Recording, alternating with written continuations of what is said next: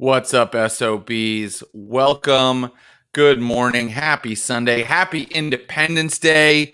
You have tuned in to the Stream of Blood, a Twitch channel where we play tabletop role-playing games. And this morning, we're doing what we do every Sunday morning. We are playing a game of Vampire the Masquerade 5th edition, the the storytelling game of personal and political horror. Political horror! I thought that was all behind us. No, it's still happening in the year 2021, especially when vampires are involved.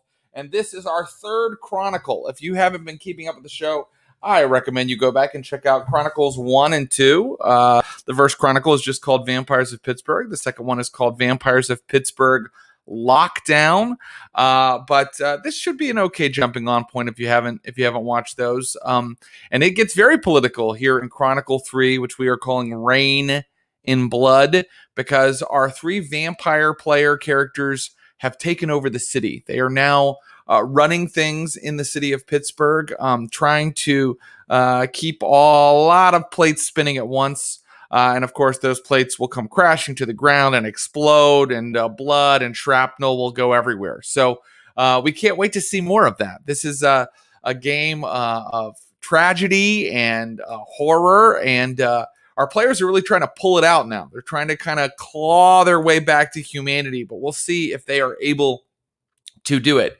While I'm talking about the game, that's probably a good time to mention that this game is a game for adults.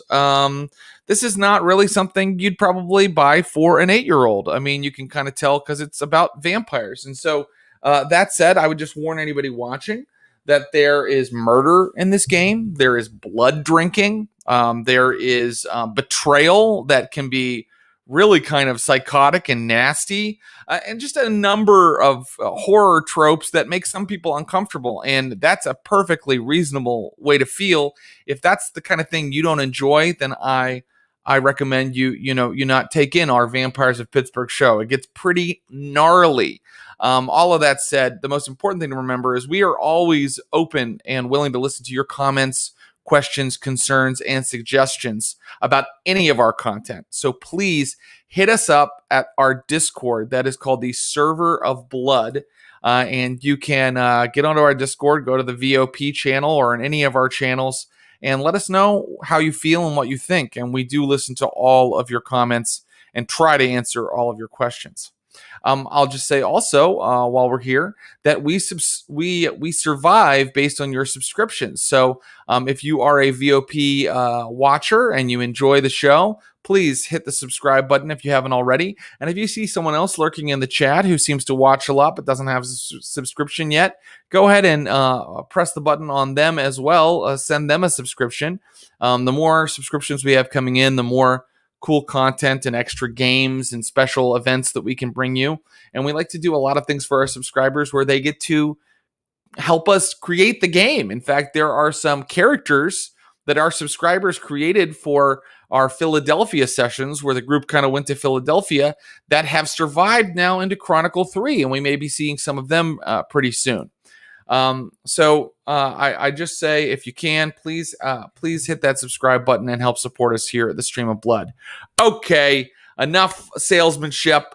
Happy 4th of July. We are here to defile Independence Day with just a look at the American exceptionalism of blood drinking. I'm going to bring in a true patriot. This man is an excellent role player, an excellent game master, who you might have recently seen on our Taste of Blood Tuesday night show, where he ran his own original Dungeons & Dragons 5e setting, and he's just a pleasure to play with every time. Please welcome, as Curtis Krieger, the warrior of the group, the gangrel vampire who is always torn between his different loyalties. Please welcome Mr. Ross Bryant. Oh, hey, Jared. Thank you for that sweet intro. Yes, a true patriot indeed. Yes. You caught me reading as usual. Yes. This is not. I wish I'd been more thematic, but this is just really what I'm reading right now. Art, Sex, Music by Cozy Fanny Tootie. Oh, wow. What is that? Well, now that's kind of vampire-y, there's a lot of rock clubs and, weird vampire raves that go on. What's the book about? It's about well, I'll put this to you. Are you aware of a band called Throbbing Gristle? I desperately wish I was. Yeah, I've told a couple of people I was reading this book, and I was like, do you know the context of this? Okay. Throbbing Gristle is like basically the first industrial band, and Right.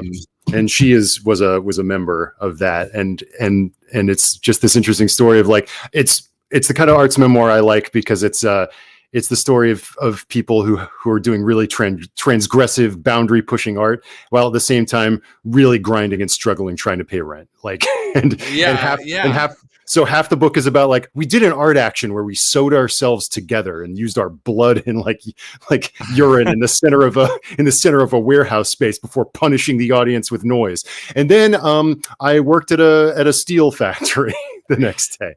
Wow, I mean, a steel factory. This sounds like a hidden vampire source book for our game. I like to think that like long ago you ran out of books that you actually owned, and you're just furiously buying them before I intro you every Sunday morning. No, that's not happening. They're all part of my personal library. That's cool. That makes me want to read that, even though I'm not much of an industrial guy. But I am like a metal guy, so maybe I could kind of dig some industrial. Yeah. Well, I'll make you a playlist. I would actually love that. And if anybody in the chat is a fan of that kind of music, let us know. Throw it out there, and because I want to learn about it. Very leather and PVC and vampire. Sorry to interrupt. No, it's okay. Let's bring in our next player. She's a fantastic actress, improviser. Yeah. Okay, we're going to make the playlist. She is on Apple TV Plus's Mythic Quest. She has her voice in many video games. And when I think of Throbbing Gristle, I think of this wonderful player.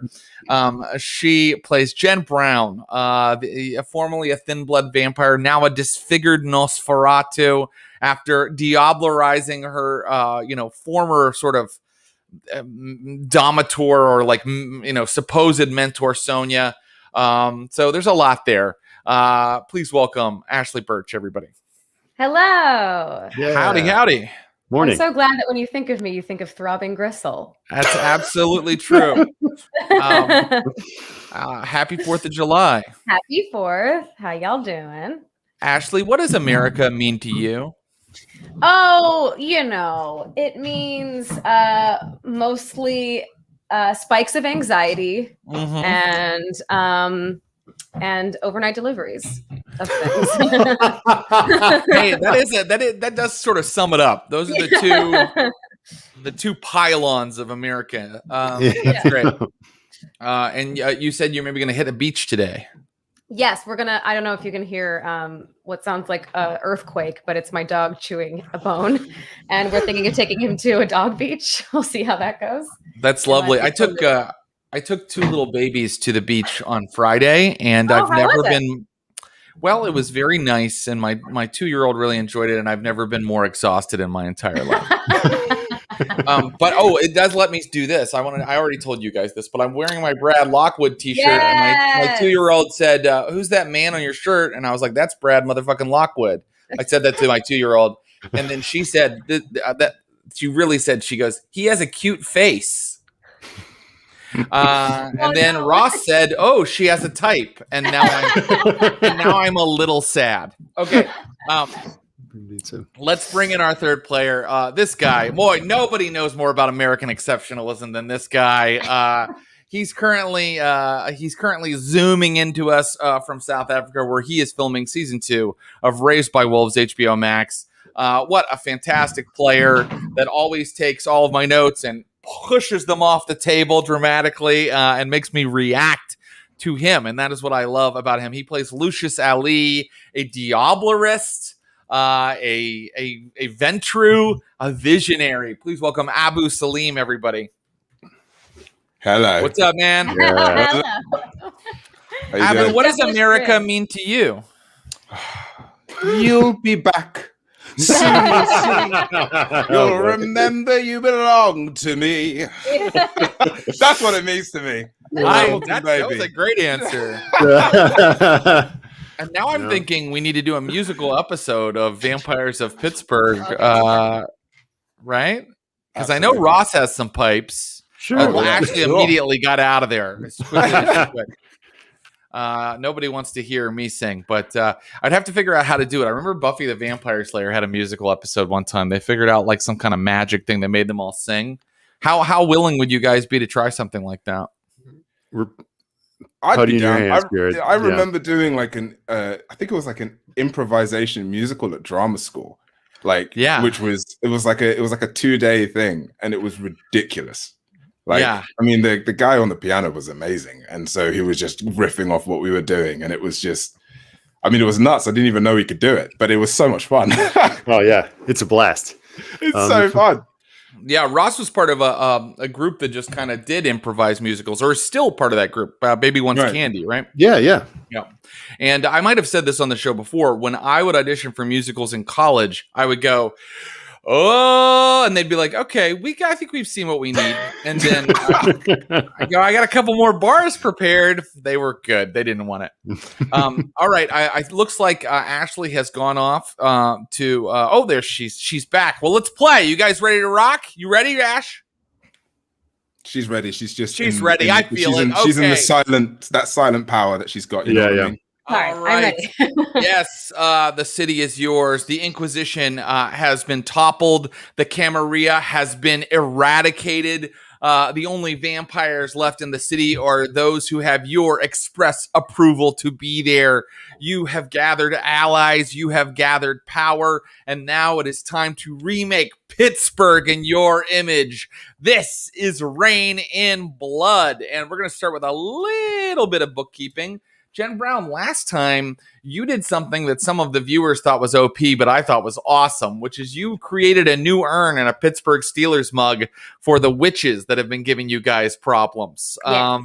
And what it does is it kind of uses your kind of diffractionate alchemy as well as their own awakened magic to kind of transform blood that is put in it, say from a rat or from a human hand, into Vitae.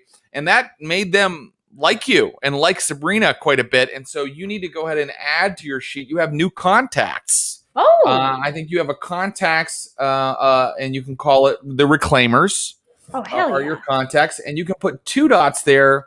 I think last time I gave Abu or Curtis like a new contact at 1 dot, but these guys think you're useful enough, the Reclaimers now, with Sabrina being a mage as well, that those you have 2 dots worth of contacts with them. Nice. There we go. That's very exciting. We should talk very briefly about a mechanic in the game that we haven't spent a lot of time with, but it has come up once or twice, which is your ambition and desires. And I think that they've really changed now that we're in this new 3rd Chronicle. Lucius's ambition of a new vampire society, that can stay the same because we're not quite there yet. But you other two, I think that Curtis's ambition was to cut off the drug trade into Pittsburgh, and he did it kind of. So so desire is something short term that you want to do, and ambition is something long term that you want to do. And when you kind of achieve a step toward either, you get some willpower back. You get some willpower healed. So I thought we could talk about that briefly because today I'm going to kind of let you just decide what your characters want to do next. And so let's start with Curtis. Do you think you know what you might have for an ambition and desire now? By the way, if you don't, we can discover it while we play. You don't have to have an answer right this second. Yeah, I mean, maybe this is too abstract. Just, I think trying to keep the peace. I feel like Curtis is maybe sort of stepping into that sheriff role vacated by previous Camarilla sheriffs, and is trying to be a with his new kind of spiritual journey, not just a totally reactive psycho, and someone who's trying to build bridges and create alliances and keep the peace and only use violence when necessary. Well, I have an idea for how to make that an ambition. What if we called it establish a lasting peace? Yeah, in Pittsburgh. Does that work?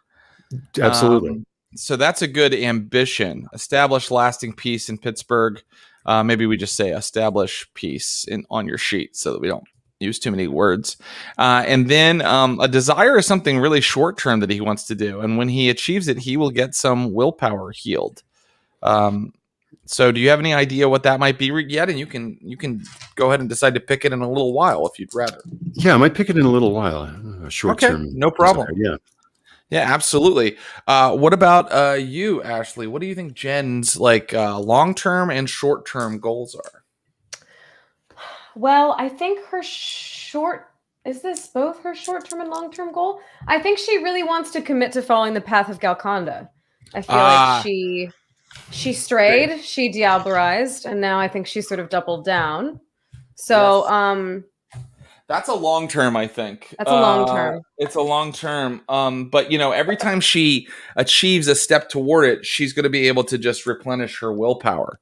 So at least a dot, at least a dot of it. So ambition, achieve Galconda. And then if she wants, she can keep her short-term blank for now, or she can kind of pick something that she wants to do in today's session, and we can try to get there. I think... this is also maybe more long-term as well, but I think she wants to help Curtis get on that path as well. Okay. Tell you what, let's just make it long-term. Let's make a short-term version of that. What's the first step to that? So something like counsel Curtis or reestablish friendship with Curtis. Your friendship has gone through some rough patches. Should we call it reestablish friendship with Curtis? Sure. Okay, great. That's great. And when you do that, you're going to get some willpower. And then finally, our friend Lucius Ali, you just need a short-term kind of goal right now. Yeah, I think it's just to spread the word of or to convert as many people as possible to the Church of Cain. Okay. Convert gain Church of Cain converts. Boy, has this Church of Cain stuff come up with your coterie yet? I don't think it has. I don't think it has yet. Oh boy. Okay. So gain Church of Cain converts is a great desire. And when we're playing today, think about how you can kind of follow these kind of goals. And I just want to say to viewers or anybody who likes to play Vampire that one of the best things about this group of players is how proactive they are and they choose things for themselves to do. And any way you can encourage players at home to do that is that's the best because it makes it really easy for the storyteller. Okay, let's play then, and I'm just going to establish a scene, and you guys can go from there. Which is that the Cathedral of Learning, where you are currently headquartered, where your haven rests. It is in the midst of a terrible lightning and thunderstorm. Rain is pouring down in sheets on the city of Pittsburgh right now. And outside, you've established grouper offices on like one of these higher floors with like windows all around that, of course, can be shut against the light.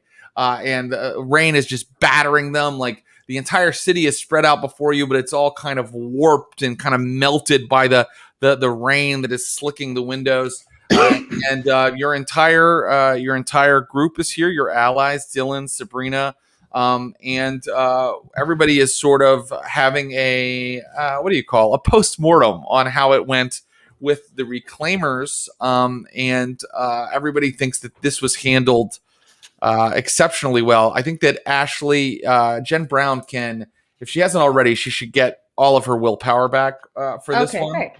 And the other two guys, because they were kind of on their own things, you can go ahead and take your resolve back in willpower. And you can discuss next steps or whatever you'd like to discuss. But I'd like to start with all the characters here in the midst of this thunderstorm that is battering the side of the Cathedral of Learning. If there's one thing, Jen Brown, that you always seem to bring to fruition, is absolute chaos for the kindred. What is wrong with you? Lucius, I saved one of our kindred. Saved him? Oh, okay. Look, think about this. I have thought about it. I don't think you have. What good would it do to go to war with every other group that exists in this city? Now we have allies. They see Sabrina as one of them. There is no such thing as allies here apart from us. How can you not see that? They use our own blood to power themselves. And I gave them a way to do it without killing. Yes, you gave them an unlimited supply of it. Congratulations. I hope you're proud. You know, for someone that is really concerned about the violence of others, you don't seem to give a shit about doing it against your own. Clara steps forward and says, "Can I talk, or is this vampire shouty time?"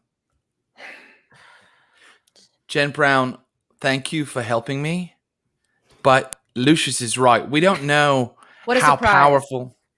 I'm sorry, but we don't know how powerful this is going to make them. I mean, they needed it. They called it Earth power. I mean, who knows what they'll do if they can use their magic in more effective ways. Who knows how they could help us without us having to... Lucius, if you have forgotten, I saved your life. I got them off your back. And I saved you. I brought you back. Can everybody please just take the temperature down? And can I do that beast quell thing? Sure. Do you want to quell the beast against your friends? You can do that. I do. Because it is PvP and it is mind control, people can choose whether they allow this to happen. But if you're cool with it, go ahead and we can roll a contested roll. Curtis, you know what to roll for this, right? That's right. Oh boy! Here, I have it right here. I don't think I would plus consciously animalism. contest it. Like, I don't think I would know what Curtis was doing unconsciously contest it, but maybe should I just do it? What would I do? Yeah, you guys can resist it. I just want to make sure that players know they can always go, I automatically am okay because it's a PvP thing. Stamina plus resolve would be how you contest it. And our friend Curtis is going to roll his charisma plus animalism. Do I get? It's not a dominate thing, so I don't have to use. I can't use my unswayable mind, can I? You can use that actually. Your unswayable mind does apply here, so your fortitude can be added to this roll. Okay, cool. I got 4. Yeah, you'll beat me. It's okay, great. Mine had no effect. So Curtis kind of growls at all of you and goes like his eyes go yellow for a second. And he's like, shut up. You see that, like, let's see even how Clara does against it. She is the chosen one now, a monster hunter. How many successes did you get, Curtis? How many did she get? She only got 3 actually on a pretty decent dice pool. Yeah, she's fine. She's fine. And they just all keep shouting, and Clara's like, screw you too, Lush. At least Jen Brown did something. Like, where were you? Okay, where were you? Powers. I just want to stand up and try to take control by shouting if that doesn't work. Okay, great. I think this is an example of Curtis's struggle. It's like if he tries the kind of like thing of like, everyone, can we please? And then it's like, okay, God damn it. And he's maybe just like, up and just like, everybody just shut up. Yeah. And that will shut me up. I think I'll just look at him and be like, yeah. Okay. And it's like, again, like kind of getting in people's faces. Like, I think everybody just needs to fucking relax. You think I had Bob at arm's length, Lucius? You think everything inside me didn't want to pull that fucking trigger? And tell me, Curtis, why didn't you? Because something that you're telling me sounds all too familiar. Everybody's an enemy. Everybody around us has to be taken out. I've lived that, man. If you walk around like a hammer, then everything starts to look like a fucking nail. And if you make allies and you help them, then yeah, you run the risk of them being a little more powerful. That's the fucking sacrifice that you have to make. Yeah, when I was in Afghanistan, we could have fucking droned every town we came to. when you turn on the power, you run the risk that they can use the electricity to learn how to build a fucking bomb. But you do it because you hope that over time, they start to see you as less of a threat so you can work together.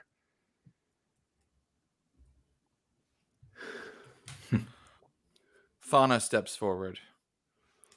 The path of Galconda teaches us that our dead bodies give us a unique opportunity to remain calm, to be free of anxiety and worry, to be the eye of the storm. If we are truly the powerful creatures of the night that we say we are, we will not jump at shadows.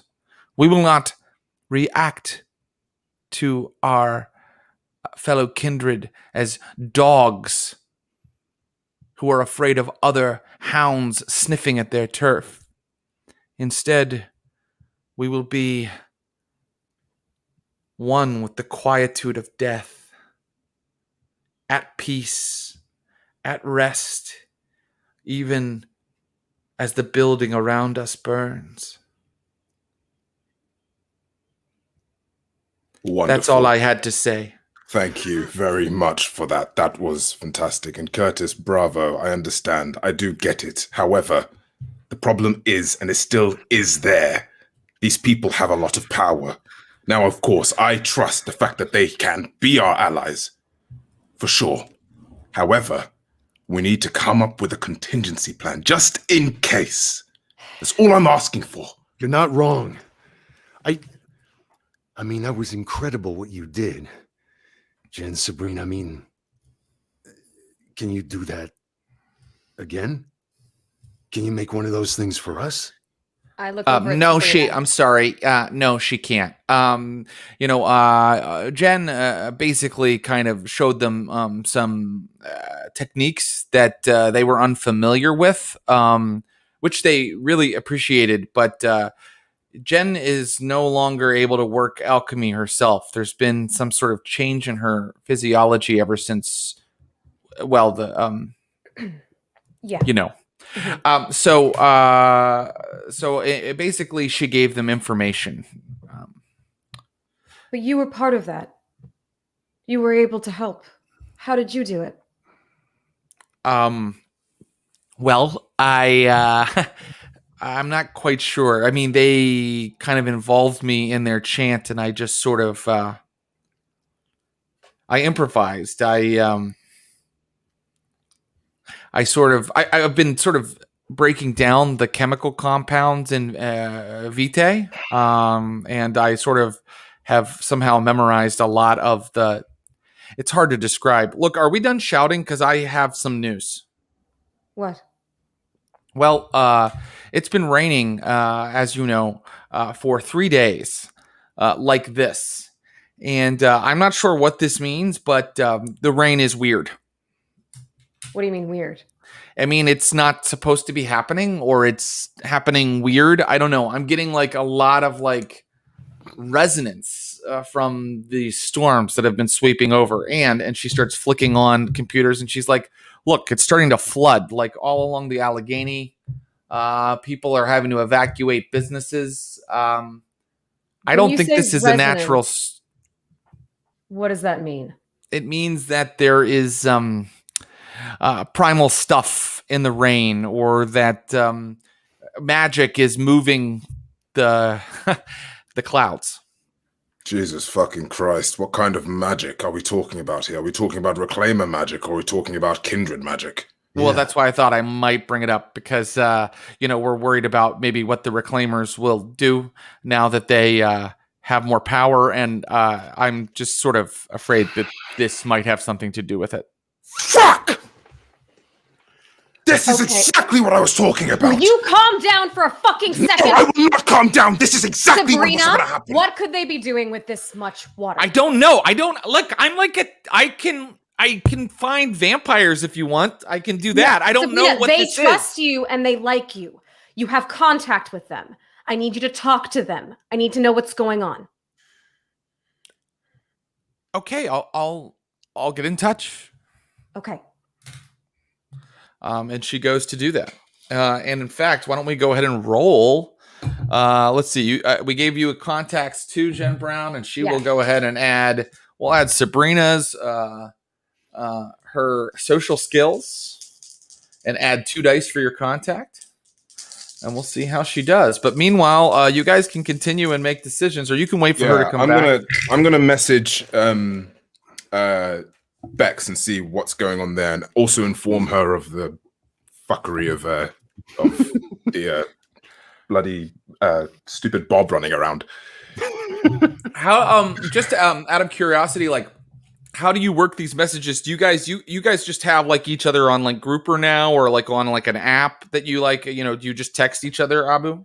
Probably, yeah. I mean, like I would say it's a bit more. I'd say it's a bit more primitive than that. I'd say it's like normal, like text, iText or whatever. Like, just trying to do iText because I think I'm scared of Grouper. I'm scared of any social media thing. Yeah, that makes sense. So when you get into your phone and you see that you have a message from Jen Brown, a text, as you are starting to get in touch with the Bex. Jen, did you message me? Oh yeah, when I was with Thana. It requires a lot of explaining, but there was a vampire we used to work with, and she was in torpor. She was buried, and now she's missing. And I was just trying to give you a heads up. You actually, when you hear Jen say that, you look closely because you cross-reference with her, and you have 2 messages from Jen Brown on separate lines. So instead of the thread being like just one, which it normally would be on your phone, you have a Jen Brown, and then you have a Jen Brown, and they're kind of a little bit a ways from each other in the history. And can I read what's the latest one? The latest one? Yeah. You flick it open, and suddenly your phone kind of starts scrolling a bunch of like 1s and 0s in front of your eyes, Lucius. What the fuck, Jen? I put it towards Jen, and I'm like, first I take it. First something happens though. Oh god, the technomancers. Okay. Oh. Okay. All right. Oh no! Did Lucius get a computer virus? Lucius, on my brain. Lucius, what you may do is you may do a little bit of a resistance here, and what you may do is you may roll your, let's call it composure plus resolve right now. Okay.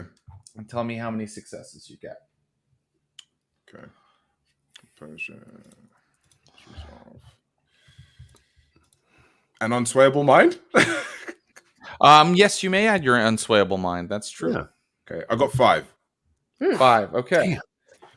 Okay, great. And now I need to just figure out one more thing. Oh boy. So let's see. Okay. All right. Your phone hisses and kind of beeps like crazy, and then smoke comes out of it, and it sizzles. And all of you, for a second, notice that Lucius is kind of just staring at his like burnt out phone. Lucius?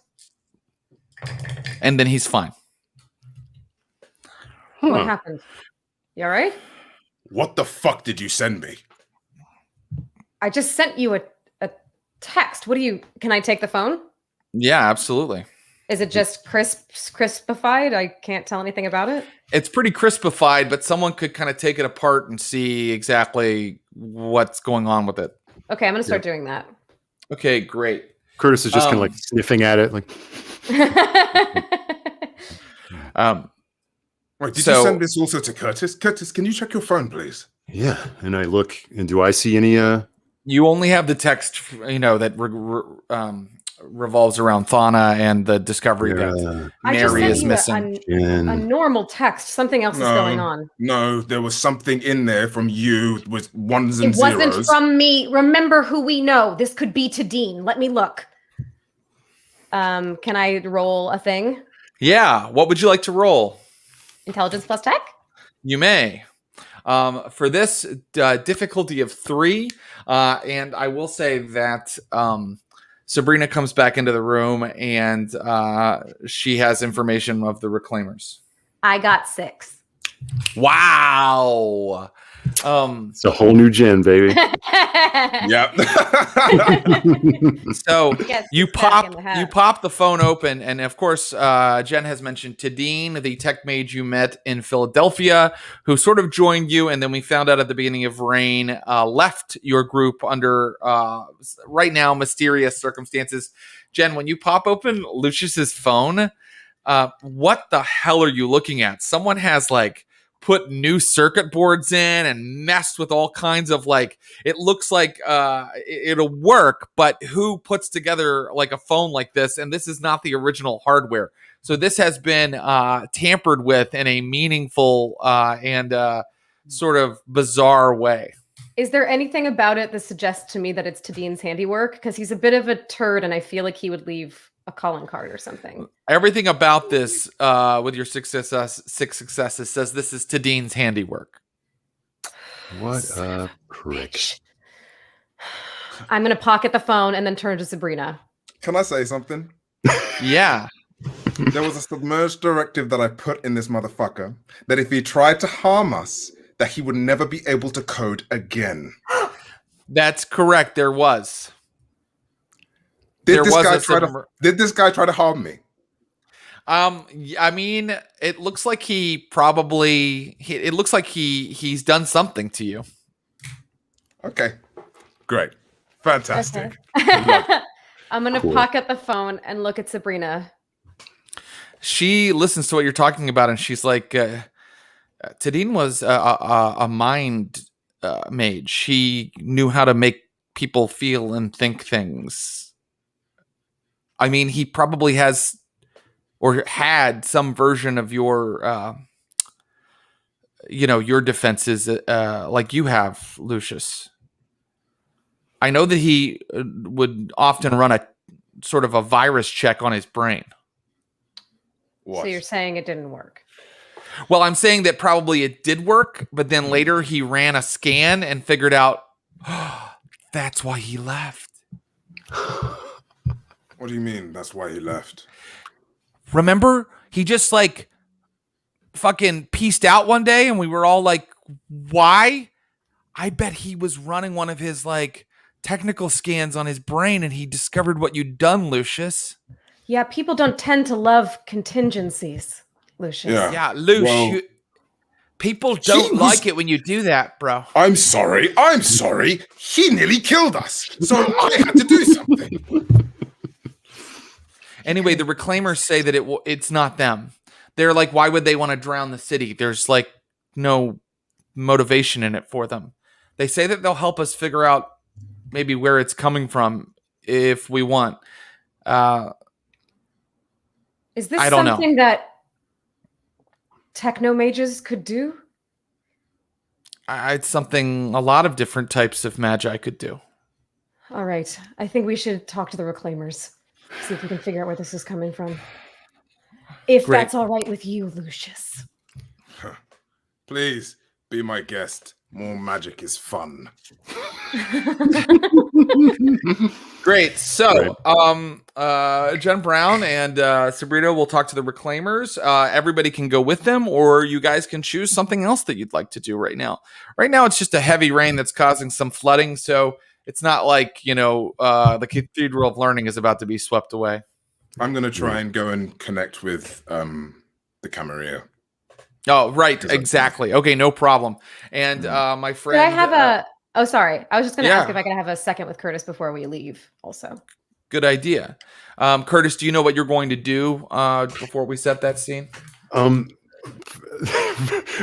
realize this is maybe not the most dramatic thing, but I feel like I said that Curtis has a herd and allies associated with a pit bull rescue, and I think he wants to go check on them to make sure that they're well above the water level and just help out. That's great. Pittsburgh pause. That's great. So you go to Pittsburgh. You're going to go to Pittsburgh pause, but before that, Jen Brown wants a moment with you. Yeah. I really appreciated all that stuff you said. I don't know. I've just been thinking. It's like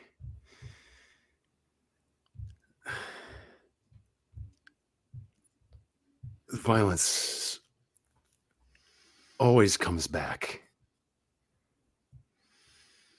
It's a cycle.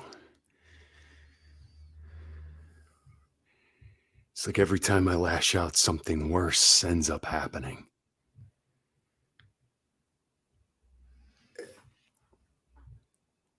Yeah, and you help me see that. Okay? I really don't know what I'd do without you. Because believe me, if you weren't here, Bob wouldn't be. I know. Is there a thing, not to like quote scripture at Curtis, but is there like a Galconda thing I could say here? Absolutely. And what you may do is you may roll your intelligence plus academics plus your Galconda lore sheet of 3. And then let's see how many successes you get and how effective it is based on that. But unfortunately, just like I did, if you want to quote, you got to go ahead and throw it out there yourself. Don't worry. Don't worry. I'm not going to go, it doesn't say that. But my favorite part of any improvisational thing where it's like, tell me what's in that book you have. Why don't you read it for me? I got 5 successes. That's really good. So this is just going to be great. Amazing. So as I fumble over this, imagine that it's just pure gold. Look, I don't, you know me, I'm not the one to evangelize, but in this book, they talk about it, this is basically a group of vampires that have gone through exactly what we've gone through, where they've tried this path of acting like beasts and finding that violence just begets more violence, and they found another way. And I know Thana's kind of, Thana, but there is a peace in it. There's a balance that, I don't know about you, but I've been looking for since we got turned. Yeah. I think some balance is what we need. I need it. I mean, believe me, it's not because I don't want to do this stuff, Jen. That's the problem. I really want to do it. This book, if it's to be believed, which I really hope it is, it helps over time. It's like a way to rewire our systems so that we don't lust for violence in the same way. We can get something not human, but closer to. All right.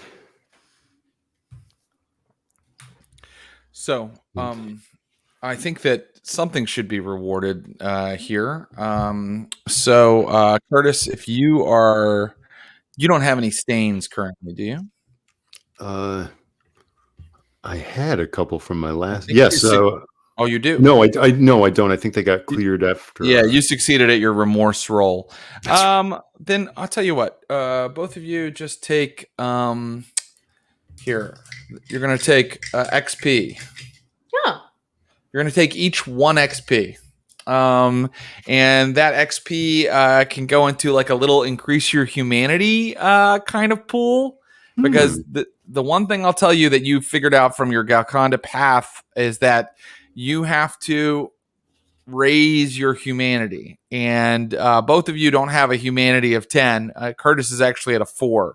So I'll keep giving you XP that's just for humanity. Actually, let me make sure I write this down on your sheets as well. So right now I'm just giving you 1. But the more stuff you do that it's kind of in this vein, the more XP I'll give you just to spend on your humanity. How much does a humanity cost? It costs not a small amount. Sure. Yeah. That's fair. But, I won't always just give you one. It depends on what your successes are, what your Okay, we'll see. Your actions are. Because I'm still at 4. Like Curtis is really trying, but every now and then when like Clara or Sabrina are talking, he's just like, but he's like looking at a steak, like, yeah. Before they leave the conversation, Jen's just gonna like take his arm for a second and be like, "I know you can do this. I know." You can. Hey, thanks. Good luck figuring out what all this is about. Yeah. Say hi to your pits for me. You got it, Ruby. And like out of the shadow she comes, and we both smell like a wet dog. Yes. And into the rain you go on this dark and rainy night. And we will follow Lucius Ali first as he goes to talk to Bex. Do you set well, you were unable to use your phone, so do you just show up at their haven, or would you like to just kind of take the time to send a messenger to them, or what do you think? Yeah, I don't know if I would have I probably would have borrowed Clara's phone, maybe. Yeah, that's fine. Tried to message her to move in the same place as before the Old Washington's landing. Oh, great. You know what? Bex wants to know what it's about. I message her and I say, it's heavy rain and Bob problem. Okay, great. Soon you're back in the hollowed out environs of Washington's Landing, and all the burnt out houses are now kind of like soaked. And like, rivulets of like black sludge are kind of coming off of them and dribbling over Bex's immaculate boots as she steps out of a big pickup truck and walks over to you. And she, of course, has her sidekick or fellow kindred, Krista, with her. They are dressed for the rain in like heavy kind of like rain parkas or whatever. And they could I have taken some blood bags from the bank and just basically handed like maybe them a blood bag as like just as a gift? Sure, absolutely. You would know, Lucius, because you're kind of someone with a very picky palate, that blood bags are generally not like, they're like the lowest level of food unless you have that urn that can turn them into vitae. So maybe would you still just take it as an offering, or maybe you take them something a little more appealing? Something a little more appealing would be like, a human victim. Okay, so if that's the case, then I probably would have dominated human them away. Yeah, and probably would have had them. Okay, great. Let's use this chart that I've never used in the front of the book that lets us find out. I'm not going to make you roll to dominate the person in all of this right now. That's not what this chronicle's about. It's not about like, whoops, I messed up, here come the police. It's about like, you guys are in charge. I'm going to roll a D100 and see, or wait, let's see. There are actually 50 possible guys. Okay, I can figure that out. Do I have a D50 anywhere? You just have a table of guys? I have a table of guys, and in fact, it's right on the inside cover of the Vampire the Masquerade 5th edition book. Cool. So let's see. And I rolled we'll call it a 19. And here with this 19, you got an emergency medical technician. You got an EMT. This guy is sort of balding, early 40s. And how did you get him? I don't even want to know, Lucius. Actually, let's have a roll just to see how it went. Actually, I do want. Look, I'm not going to like penalize you. You got the guy, you brought him, but an emergency medical technician brings up way too many questions. So, could you please any dice pool you'd like that lets me know how you did it? It would be a mixture of manipulation and could it be medicine? Yes. Yeah? That's a good idea. Okay. I got 3 successes.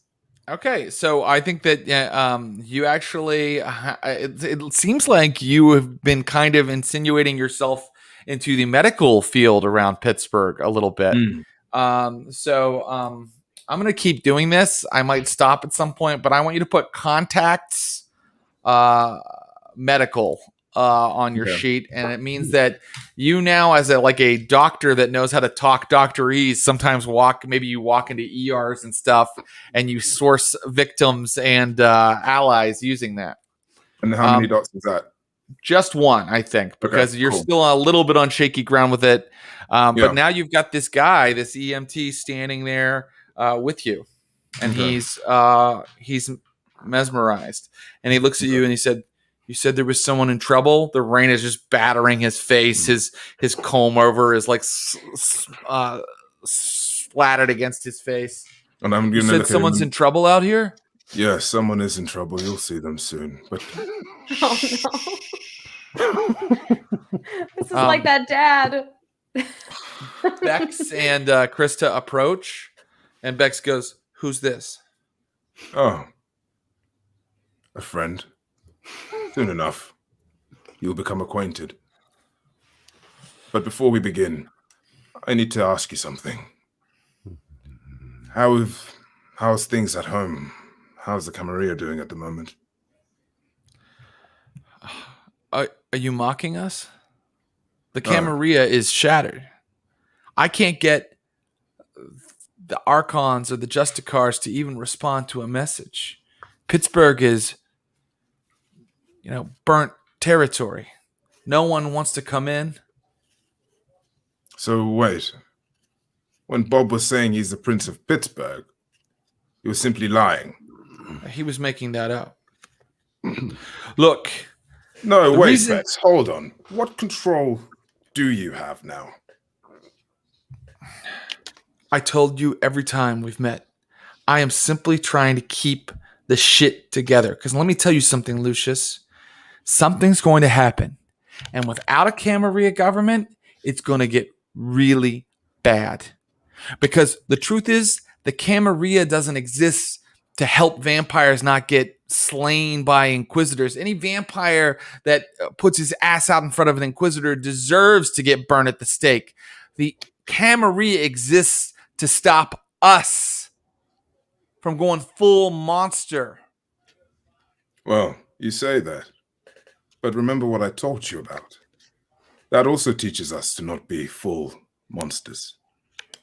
Isn't that right? And then as soon as I say that, Mary will appear. Great.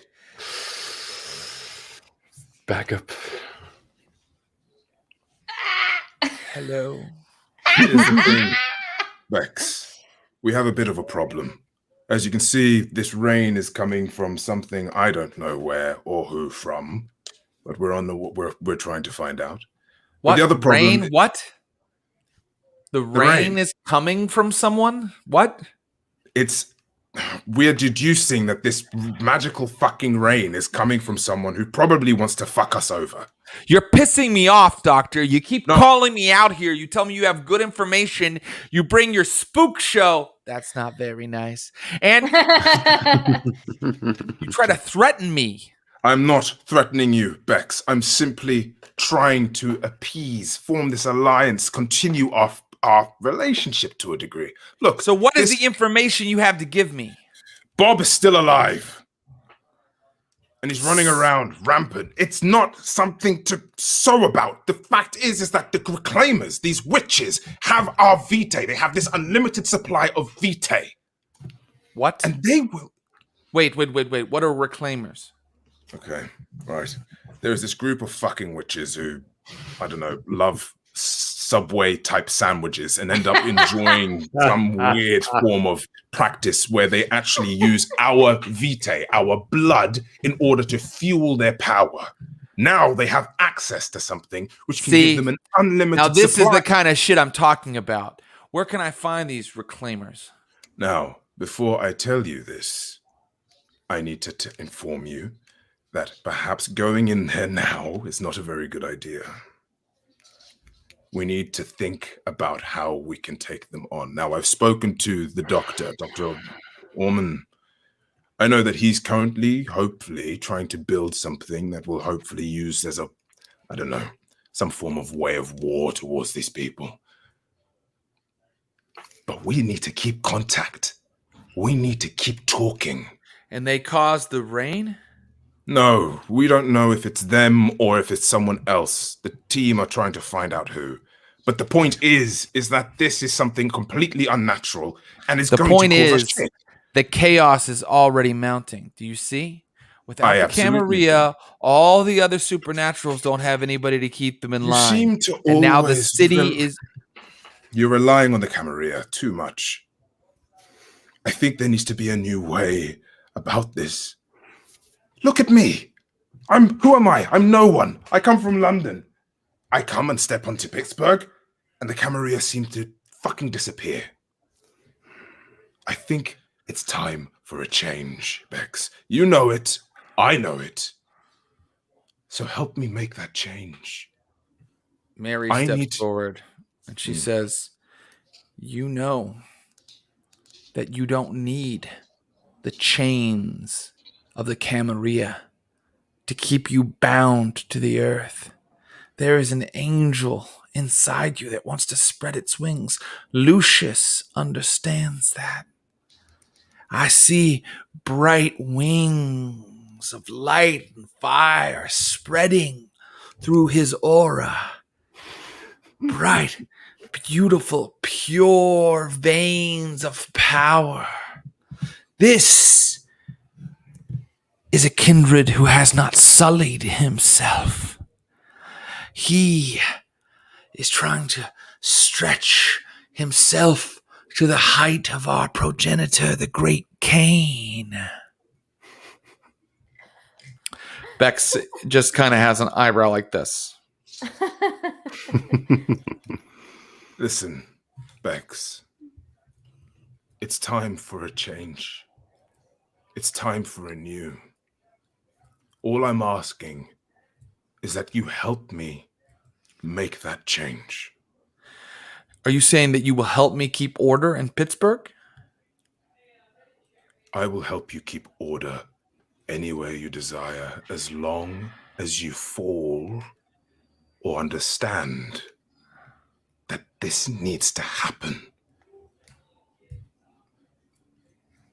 Yeah, the Camarilla doesn't exist anyway. So if you're willing to help me, keep an eye on things before they get out of control, whatever this magical storm is, these reclaimers who are using Vitae to empower their spells, we've got to keep a close eye on them, Lucius, because Washington's Landing will be nothing compared to what happens when this shit gets out of hand. I totally agree. Next time I call you and you come and help me, that's our deal. I probably have a couple errands I could use your help on. Absolutely. But Bex, now, before you go, have you heard anything of what... Do you know Marius? Why is that lick coming up in our conversation? Because I want to know what's happened to him. I seem to miss the guy. He helped me a lot when I needed it. Do you know what's happened to him? I know as much as you. That you all had some sort of falling out. And that he abandoned his haven at the Nativity. No one knows where he's at right now. Right. But he's the type of person whose whereabouts we need to be aware of. Because he is going to cause the shitstorm that is coming. Yeah, I'm aware of that. Marius overreaches. Yeah. Mary says, you still have such a limited view of what you're capable of. It is time to overreach. It is time to reach out our claws and rake in the beautiful divine souls of the kindred and let them spread their wings as well. And we will, Mary. She in time. pushes you aside and walks up to Bex and starts to put her hands on either side of Bex's head. And Bex is like, and lets her do it. And now Mary is whispering something to Bex. I'm going to let it happen. Mary finishes and says, think about it. You know it's true. In here. And she steps away. Bex kind of looks sort of like her beast is up a little bit now. She's kind of like, I call you next time. And then before she goes, I'm like, I look to the guy and I'm like, go after them. They need your help. He starts to run after them, and Krista looks back and she sees him coming, and she says, "We don't need your charity." Wow. Then she takes him and puts him into the truck. Right. There we go. I'm going to kind of look at Mary and kind of ask her, what did you whisper to her? I didn't whisper to her. I whispered to her angel. Brilliant. I had a little conversation with it. Yeah. It's quiet right now, like a little lightning bug. We gotta kindle it. We're gonna start our own fire that doesn't burn the flesh of the kindred. I believe it. I spoke Cool. the truth, Lucius. I only speak the purest truth. That's what Cain requires of us. You understand that, don't you? I do understand, Mary. I like it here. She starts walking around, pulling down door frames. All right. The ruins of the Camarilla. This is a place where I can get very comfortable. And she pulls down a couple houses. And I'm like, houses. Yes. And I'm going to be like, whatever you desire. I'm like, whatever you desire. You know, it'd be quite poetic if you ended up basing yourself out here, or basing what our church to be out here. Yes, Lucius, here is where I will build our church. Fantastic. Beautiful.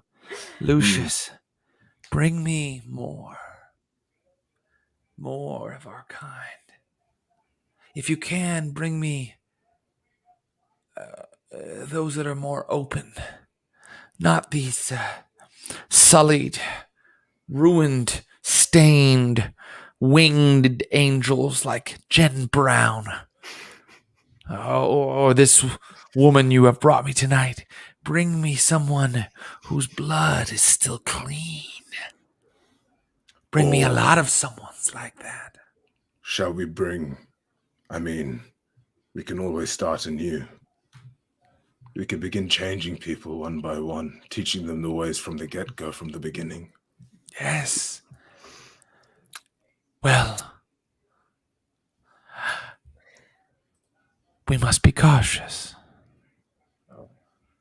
A new kindred can be an unpredictable thing. And diluting the blood of Cain has its own risks. Prove to me that you can bring me followers who will listen, whose angels will listen, and then perhaps we will talk about adding to our army, to our blood. Okay. Do I know much about her history with Thana from beforehand? I think that you and Mary have talked about a lot of things. So she actually is fond of Thana. She hasn't heard that Thana's gotten onto the Galconda track. No, but she's fond of her, and I was Thana fond of Mary beforehand as well. Almost obsessed. Okay, cool, great. And I'd be like, I think I know where to start. Oh boy. Let's now hop to I think Curtis Krieger.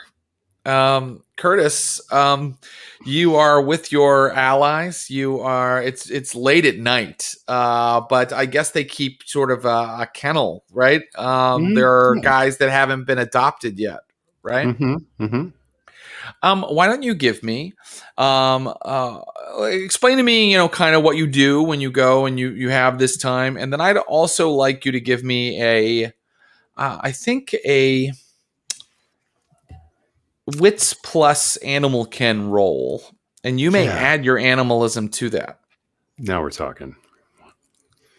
Okay. All right.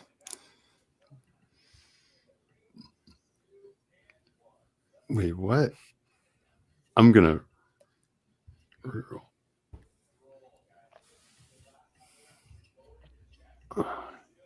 All right.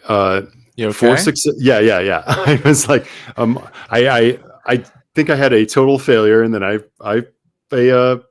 willpowered. Okay. Or either that, or I misinterpreted the dice roller. But I got 4 successes. But I think when Curtis goes there at night, it's he makes he's got the key and makes a beeline to if there's a newer pit bull. Probably, I feel like a lot of these are rescues from maybe fighting dogs, and who have had aggressive behavior trained into them, and Curtis will just look kind of like, if there's one it's impossible, we'll never find a home for this. He bites. He's too aggressive. Curtis will just sit there and quell and speak to this thing and get on its wavelength and just calm them down and teach them how to trust. Very good. Well, you have your hands full tonight because your role was actually to realize something's weirdly wrong. None of them will be calmed. I mean, with you when you use your quell, and by the way, rouse for me because that does require a rouse. I think you've used it twice, but you can just I roused the first time and succeeded. Let's see. Okay. Here. Okay, here we go. And okay, I get hungrier. Yeah. Okay.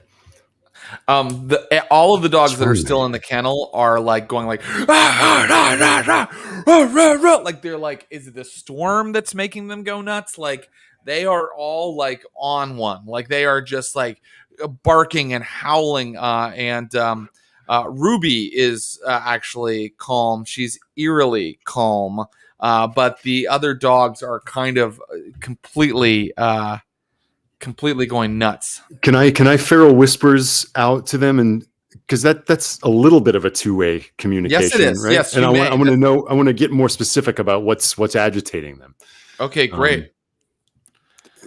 Great. Here we go. That's another rouse. Okay, don't get hungrier. Okay, I think that's 5. Oh, just 1 success on that. 1 success. So I'm just going to say, oh wow. Wait, I might willpower it just to. You may. Mm-hmm. Okay. Oh wait, actually, I think I can roll more dice. Here we go.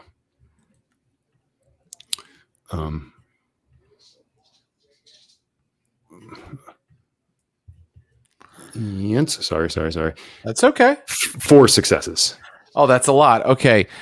They tell you new pack, predators in our territory. Uh-oh. Nearby. Okay. Oh no. Yeah. Okay. Meanwhile, Gravity Hill. Werewolves. Gravity Hill, you are meeting with the Reclaimers. You are actually in the old lady's house because it's raining too hard to go meet out in the park. And all of them aren't here. It's just the one who they call the Nemorensis. She is sipping her tea. You keep waking me up at 3 a.m, Jen Brown. Well, I have unfortunately a little bit of a restriction on my sleeping. Would they have maybe... I wonder if, since I can't drink tea, will they pour me a little bit of Vitae from the urn I helped them make? Are you going to ask her that? Yes. Oh. Hungry, are we? I can't really keep anything else down. Right. May I? And she reaches toward like your scars. Okay. She feels down them. Fascinating. They go deep to the soul.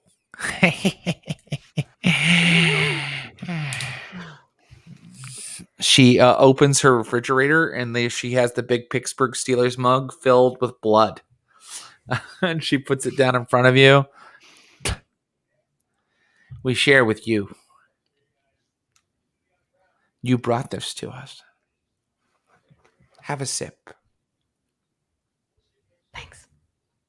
And I drink some. I actually don't know. Look at you.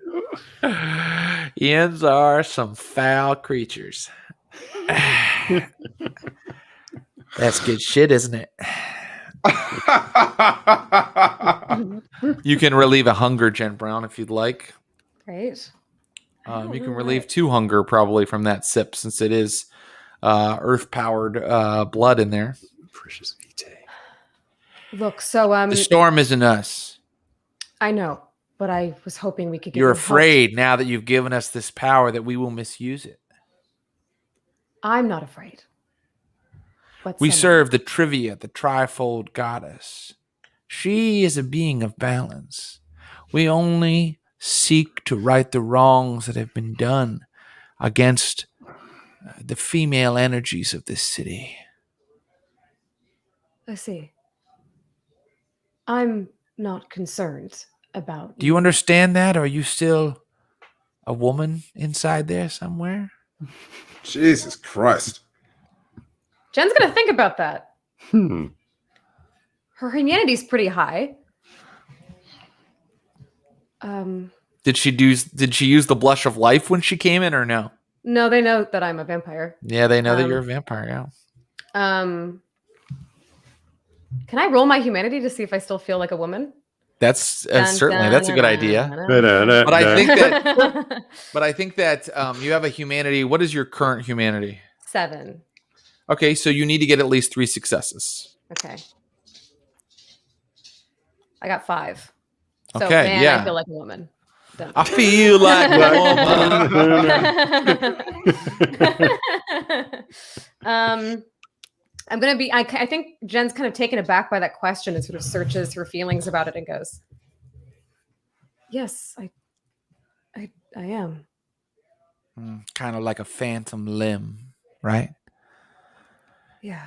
Arms cut off, but you still feel the hand there.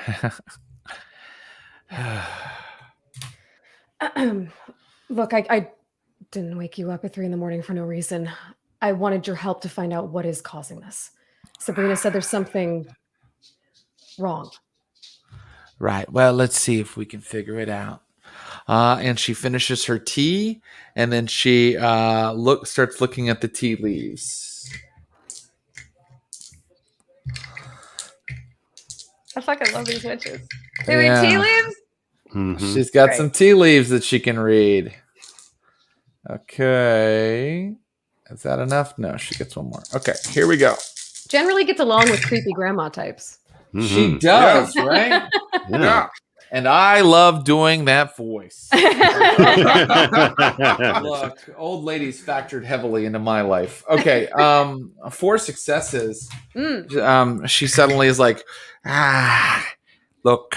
And she just shows you chaotic tea leaves. And she's like, Shanley Park, whatever is doing this, it's coming out of Shanley Park. You don't have any idea what it could be? No, could be a mage, could be one of your folk using some kind of blood power. Hell, it could be a bunch of spirits from the Umbra. All right. Thank you. And then we start, maybe like Sabrina gets out and then I stop and I turn around and I look at her. If I wanted to access my phantom limb, how would I do that? I think you'd start by helping, aiding the women of this city, helping it to build its earth power. Yeah? Okay. It's all a ritual. Helping the women of this city, every time you do it, that's one step. You're making a circle, and you're walking wider shins around it. Let me know how that goes. She clicks on the TV and starts watching an old episode of MASH.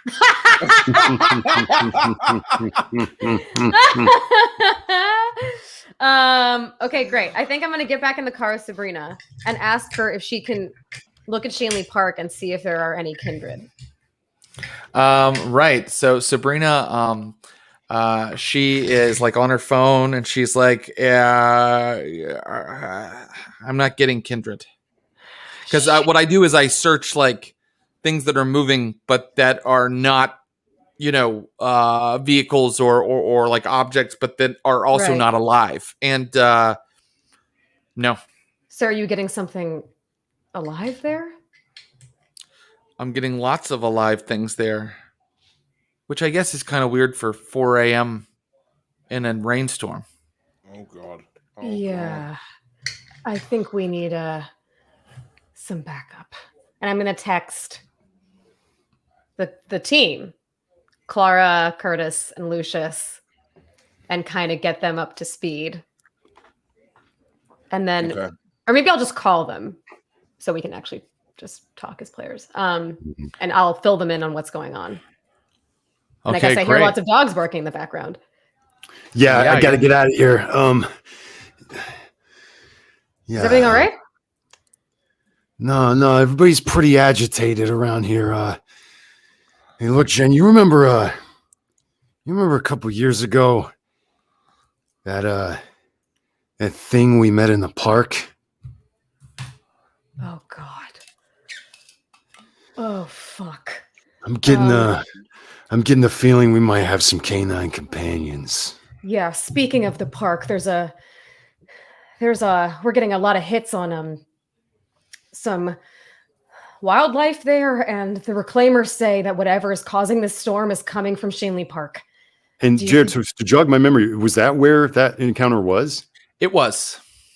Yeah. Then later, Shanley Park became the Inquisition headquarters, but that is long taken down. Mm-hmm. Shit.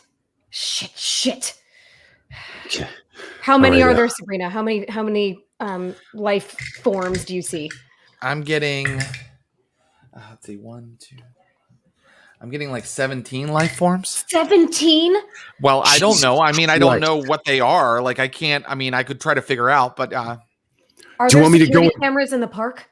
Hey, look, you need somebody you can move silently. You want me to just go and check it out? In Vampires of Pittsburgh, I think we did establish there are some cameras that look out on the park. Okay, I think before we go, maybe Sabrina and I can try to like matrix into them and see if we can see anything. Very good. Why don't you, only because Sabrina's helping you is this like sort of easily possible. But why don't you give me an intelligence plus tech roll, and the number of successes you get will give you how much intel you have. And yes, Curtis, not to cut you off, my friend, you realize that Pittsburgh Paws is right near Shanley Park, which is why these dogs are probably reacting. Lucius, you have been called in on this. Do you want to join one or the other of your friends? Oh God, yeah. I mean, like I hear this and I kind of am a bit like, well, you say werewolf out loud also. Sorry. Okay. Maybe we should. So I'm like kind of like werewolves, and I'm like, what the fuck? It's like, okay, this is new. Who else knows? Who else are you calling? Are your witchly friends gonna help or not? I look over through the window and she's still watching MASH. Well, if we can get some intel about what's going on, I can ask if they're willing to help. I think they might be incentivized since, werewolves are not very indiscriminate about who they kill, and they seem invested in helping the female population in the city. I got 6 successes, by the way. Woo! Damn. Okay. So what you realize is that 17 life forms are coming up because there's a ton of stray dogs running around the park right now. And they seem to be like running patterns around the park. So what I will say is your 6 successes lets you know that it looks like they're being controlled, because when you watch from like a camera across the street, like one comes to the corner and then goes away, and then like at approximately 8 minutes later it's there again and goes away. So guard dogs, it's almost like the park now has guard dogs, but they look like a bunch of strays. But your 6 successes gets one other thing, which is that at one point you see a big man, not dressed for the weather, with like a sleeveless shirt and long, heavy metal hair. He looks like Glenn Danzig or something like that. Come over and kind of tussle one of their hair, and then like look up at the rain, like and then move back into the park. I'm then gonna, I think what I'll do is I'm gonna be like, don't do anything stupid. I'm gonna go and talk to. I'm going to go find out some more information on these fools, and then I'm just going to kind of click off, because I'm going to go to Dr. Ormond to kind of pick his brain a bit more and see what he's up to. Very good. Okay, no problem. Let's actually, as everybody gets their ducks in a row, their pieces in play that they want, we will let you guys prepare, because clearly maybe just running into confront is not what you're thinking. Let me know. So does anybody else want to do something to kind of prepare for this, or yeah? I think I do want to go back in and talk to the witches, and kind of make my case that I've dealt with werewolves before. They seem to, and kind of take the angle of like, if whatever this is gets power, it will not be good for any member of the population, including the women in the city, and try to see if I can get any intel from them, since they're mages, about like a good plan of action. Great. That sounds like a good idea. So you'll do that. Lucius will talk to Dr. Ormond. Curtis, thoughts? I mean, my suggestion stands. I think I might like just try to scope it out in person. Great. Let's start with the conversation with the Nemorensis. She opens the door and she's like, "You again?" Yeah. Yeah. Sorry to interrupt your. So now you want my help? I was our help.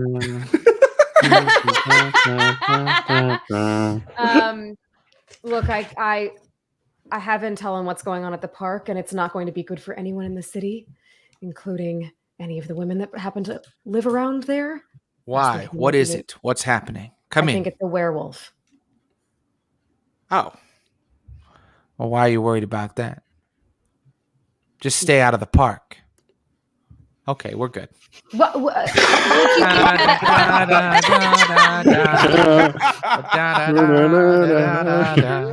last time I interacted with a werewolf, it attacked me indiscriminately. If anyone goes, because you are an abomination against the earth. You are a thing that should not be. What happened to you is a tragedy, dear. But you know, I'm a little more open-minded than our Garu friends. They see your kind as a slight against Gaia, but our sisterhood cannot act against them. They are servants of the earth power. Likely whatever this storm is some sort of oblation to one of their many spirit gods. No, we cannot act against them without angering the spirits that serve us. I'm sorry. It's all right. They're not going to attack any humans?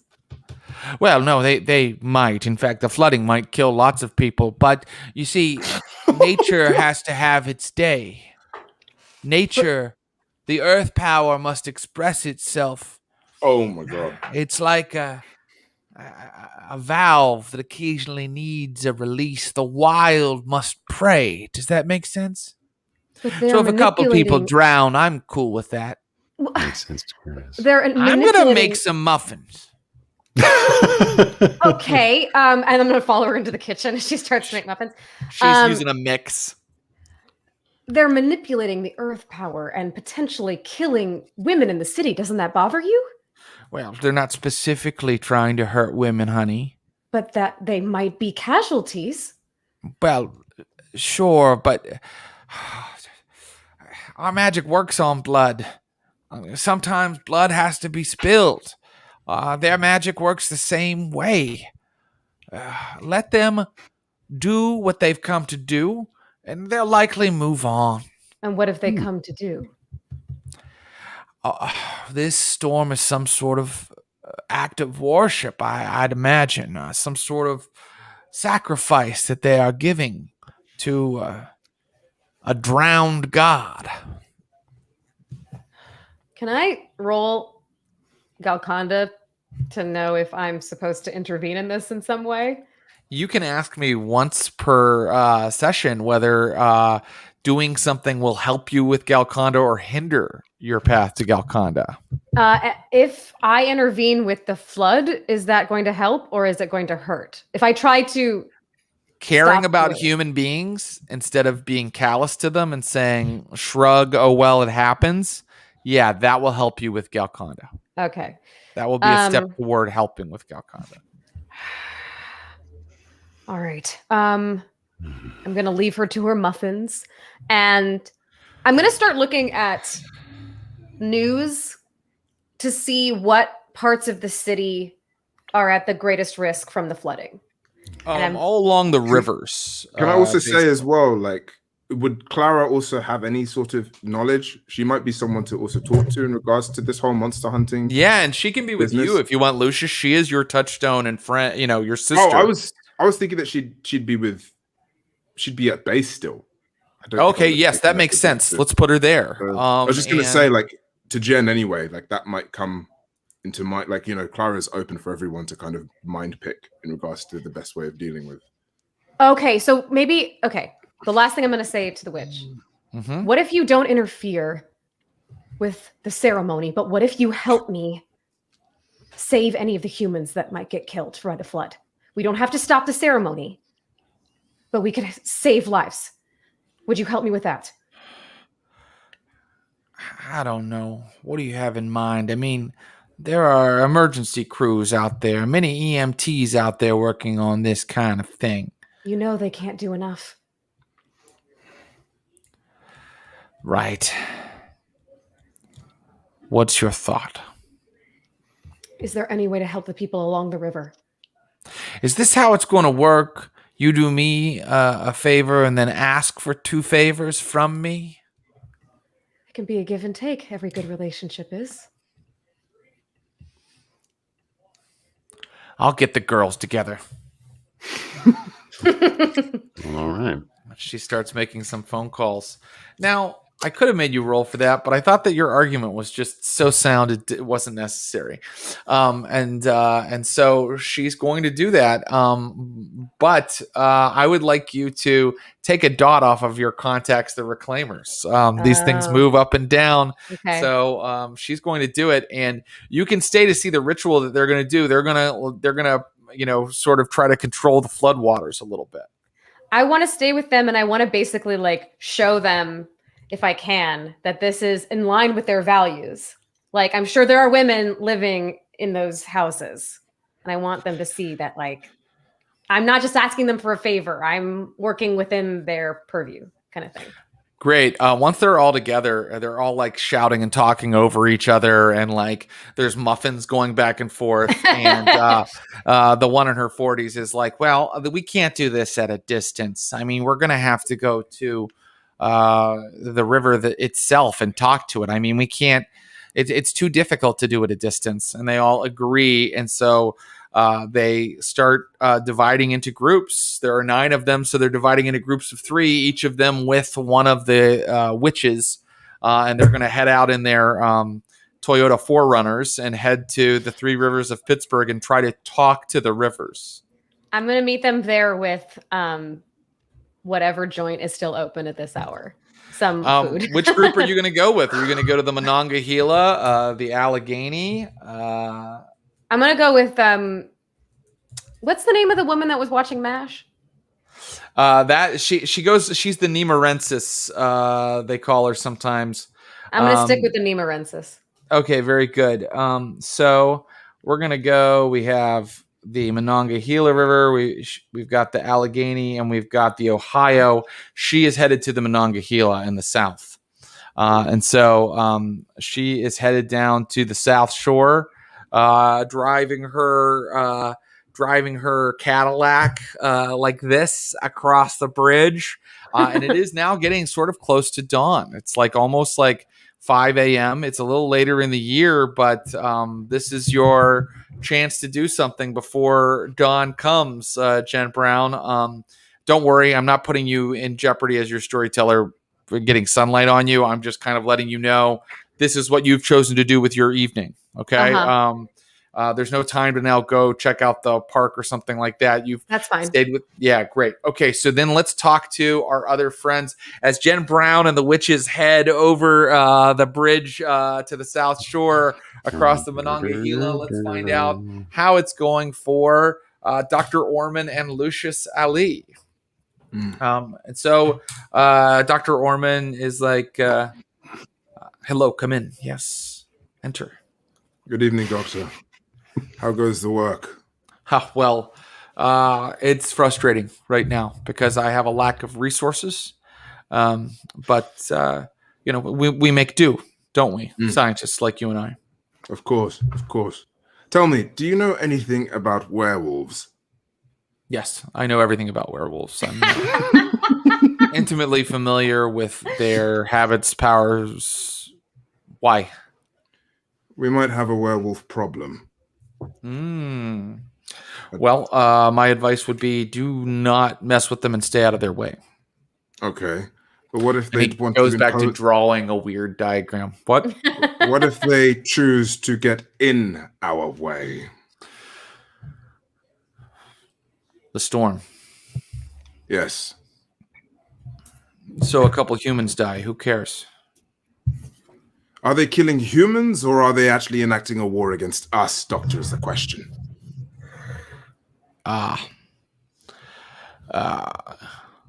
see what you're saying. This is an issue of territory. Yes. They are acting in our hunting grounds without permission. Exactly. You are ambitious, Dr. Ali. I like it. So what do you want to know? How do you stop them? Yes. How do we get rid of them? Or could we use them? Maybe they could be your resource for something. Oh, Doctor, that is extremely interesting. You're saying you might be able to bring one to me for study. Well, to be honest with you, I did want to, but actually, yes, I could possibly bring someone to study for. Yes, that would be very enlightening. I'm sure it will be, Doctor. Now tell me, what's the best way of capturing an old dog? Silver. Silver does hurt them. Fire, just like the kindred, they are vulnerable to fire. But something that few people know is that they are very connected into the natural world in a meaningful way. Pollution, tainted land, radiation, chemical pollution, these things can have an extremely adverse effect on them, and at the very least will distract them in a incredibly important way. Pollution, you say? Yes. I've known the dogmen to respond to chemical spills en masse. Highway accidents where chemicals are spilled, or to retaliate when it comes out in the news that there has been illegal dumping. Tell me, Doctor, there was something that I'm sure your friends did before, which we did stop, where you tried to poison the water supply. Would that attract their attention? Maybe.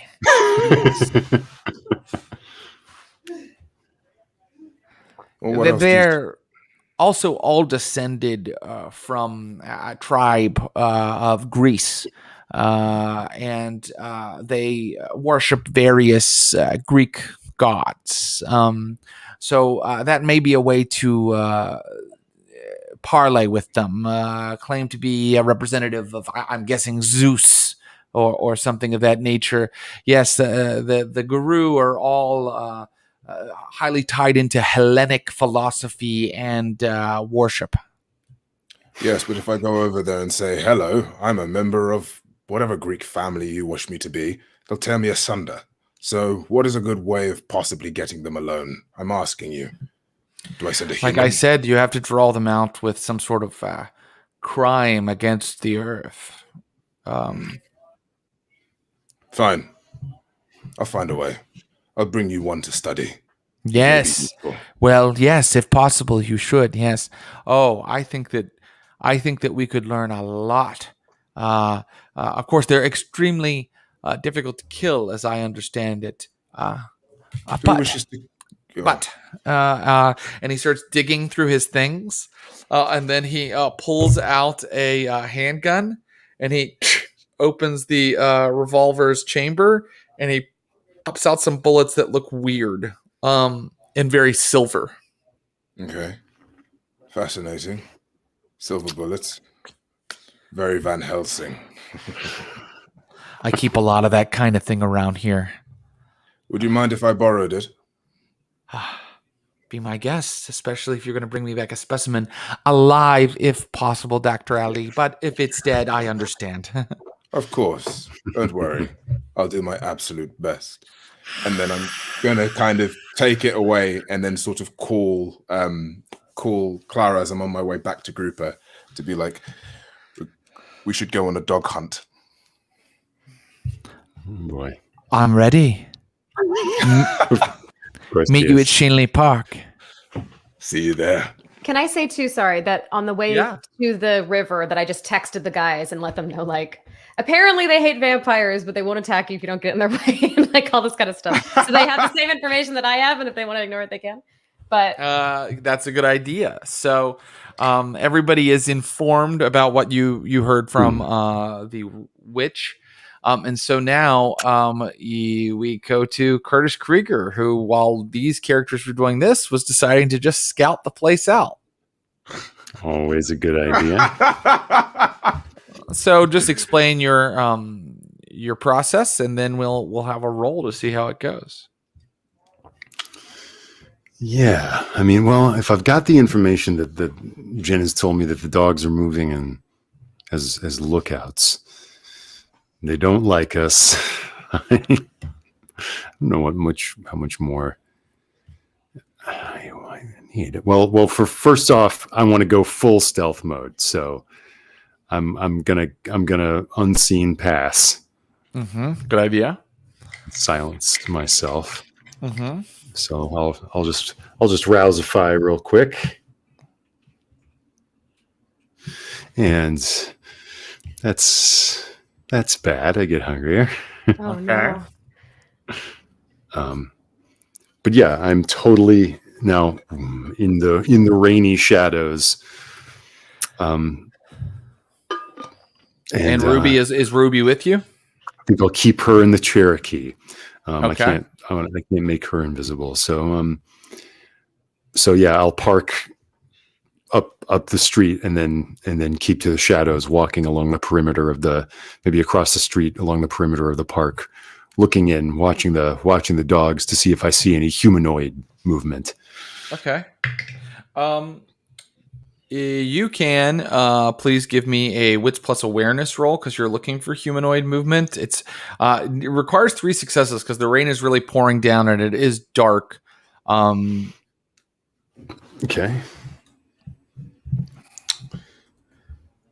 All right. Oh boy.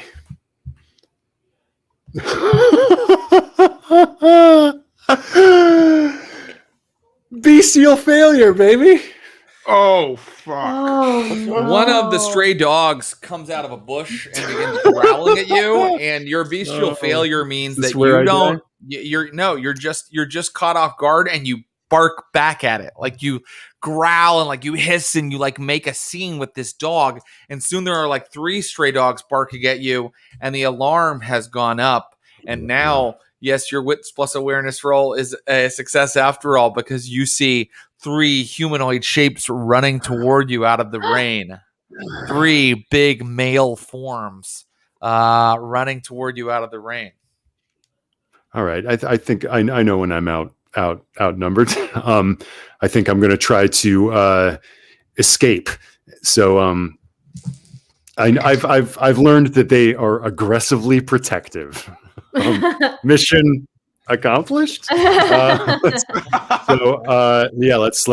Let's 23 skidoo.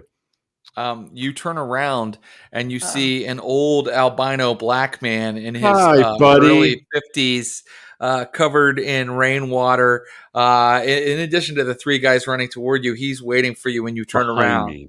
And he was behind you, and I had him roll to make sure he could sneak up on you like that. And he, in fact, has. Now you are still in your unseen passage mode, but he's like, "Hello, I smell you." Okay. I'm fucking running.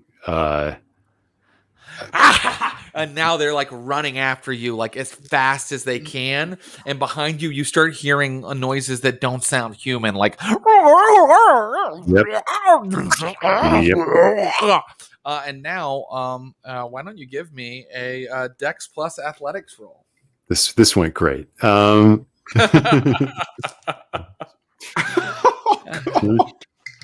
Okay, come on, baby. These rolls ain't been great. 6 successes. There we go. Yes. Oh, damn. Okay. Here comes the first guy. 1, 2, 3, 4. Too many. 5 already. successes. Okay. Here comes the next guy. Oh my god, this is tense, man. You're just seeing a form like the rain spattering on nothing, like sliding under cars and like dashing. This is number 2. He gets 1, 2, 3, 4, 5, 6 successes. He's on top of you. I'm going to say, since it equals yours, that it doesn't mean you've been captured. He didn't beat you. It just means that he's keeping pace with you. Okay. Here comes number 3. There are 4 of these wolves, by the way. Oh my god. 1, 2, 3, 4, 5. He doesn't catch up to you. And here's the guy that you were just dealing with. Our friend Casper, who you might know from before. From the original VOP series. Here he is. And he does 1, 2, 3, 4, 5. Only one of them is keeping pace with you. Yeah. And you see him now, Curtis, and it's a wolf, but it's not a normal size wolf. It's a wolf the size of like a horse. It's like muzzle stands as tall as a man. And is that a look of glee on its face? Oh, it's like so happy to have something to chase. It's like you're the stick that someone threw. And your invisibility doesn't seem to be doing much good for you because it's keeping right on top of you. So I ask you, would you like to keep running? Or would you like to confront somehow? Or would you like to try to lose it with some sort of other role other than Dex plus Athletics? What would you like to do? Stop and engage it. The other 3 will pounce on me a second later. Yeah.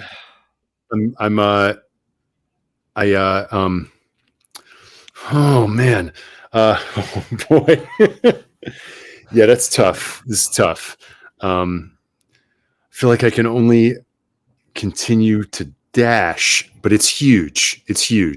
I'm going to try to do a thing I've kind of done in the past, which it's now rainy. And I'm going to follow the rain, and I'm just going to try to like slide into a tight storm drain because Curtis is a little wiry guy. and which has always been an impediment. Every time I've tried to intimidate anyone, I'm like just this little scraggly guy that nobody takes seriously. But now I'm going to like slip into this, try to slip into the aperture of this thing, and unlike them, I don't have to breathe in this rain-clogged gutter. Very interesting. So I'm gonna try to reenact that scene from Watchmen where that guy like runs and slides into the. Yes, I love that. Okay, I'm gonna roll a die to see if there's a storm drone nearby. If 6 or above, there is. See how lucky I am. Yeah, let's see how lucky you are. I just rolled a 5. There is no storm drain. That's a great idea, and I don't like to normally say no, but it did seem like kind of an outside chance. Okay.